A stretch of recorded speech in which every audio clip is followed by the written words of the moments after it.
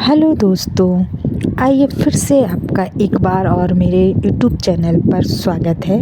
आज की वीडियो में हम बात करेंगे शारदीय नवरात्रि में क्या हमको करना चाहिए और क्या नहीं करना चाहिए। नवरात्र आते ही हमारे मन में एक बहुत अच्छी सी खुशी उत्पन्न होती है। मंदिरों में माँ दुर्गा की पूजा अर्चना बहुत अच्छे से की जाती है। तो आज ही हम बात करते हैं कि जब नवरात्रि आए तो हमको अपने घर में क्या रखना चाहिए, क्या नहीं रखना चाहिए, कौन सी वस्तुओं से माँ दुर्गा प्रसन्न होती हैं और कौन सी वस्तुओं से माँ दुर्गा रुष्ट होती हैं। सबसे पहले बंद घड़ी को हमको हटा देना चाहिए जब नवरात्र आते ही। उसके बाद मंदिर में खंडित मूर्ति कभी भी नहीं रखनी चाहिए, इससे माँ दुर्गा हमारे घर में आगमन नहीं करती है।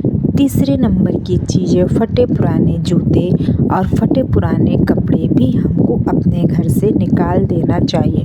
नवरात्र आते ही हमने अपने घर की सफाई कर देनी चाहिए। और याद रखें, टूटी फूटी फटी कपड़े, चप्पल, जूते या फिर हमारे घर में अधिक घड़ी है और वो उस समय बंद है जिस समय नवरात्र स्टार्ट हो रहे, तुरंत उसको सही करें या दूसरी लगवा लें। ऐसा करना हमारे लिए बहुत अच्छा होगा, क्योंकि माँ दुर्गा इन सब चीज़ों से बहुत ही ज़्यादा प्रसन्न नहीं होंगी और खुश नहीं होंगी, वह रुष्ट हो जाएंगी। तो याद रहे कि जब भी हमारे घर में फटे पुराने जूते हैं कबाड़ में रखे हुए हैं, वो कबाड़ हटा दें। फटे पुराने अगर कपड़े हैं हमारे घर में तो यूजफुल हो तो आप उनको सिलें, वरना नहीं तो आप अगर उसको वेस्ट है, आपको यूजफुल नहीं है तो आप उनको हटा दें। क्योंकि नवरात्र आने से क्या होता है, माँ दुर्गा हमारे घर में आती हैं।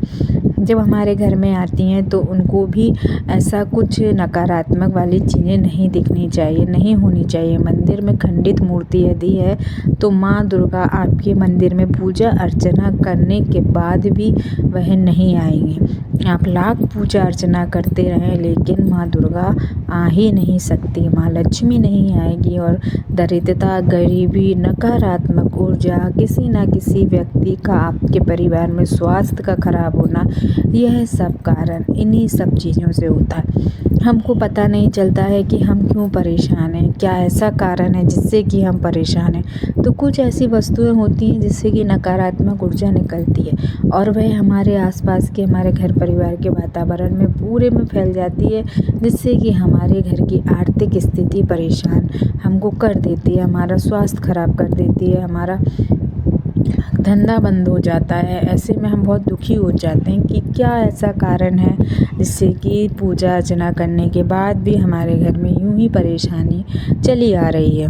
तो इसका एक यही कारण होता है कि जब भी हम ध्यान नहीं देते हैं कि हमारे घर में फटे पुराने वस्तुएं, कपड़े, बंद घड़ी, यह सब किसी शुभ अवसर पर अगर हमारे घर में मौजूद हैं, किसी त्यौहार पर हमारे घर में मौजूद हैं और हमको पता नहीं है, तो इसका अंजाम यही होता है कि हमारे घर में नकारात्मक ऊर्जा होने की वजह से कलेश, गरीबी, दरिद्रता और आर्थिक स्थिति में बहुत गिरावट रहना, तंगी रहना, पैसों की कमी बनी रहना, हमेशा टिक-टिक बनी रहना, घर में किसी बात पे एक दूसरे से झगड़ा होना, यह सब नकारात्मक ऊर्जा का ही प्रभाव होता है।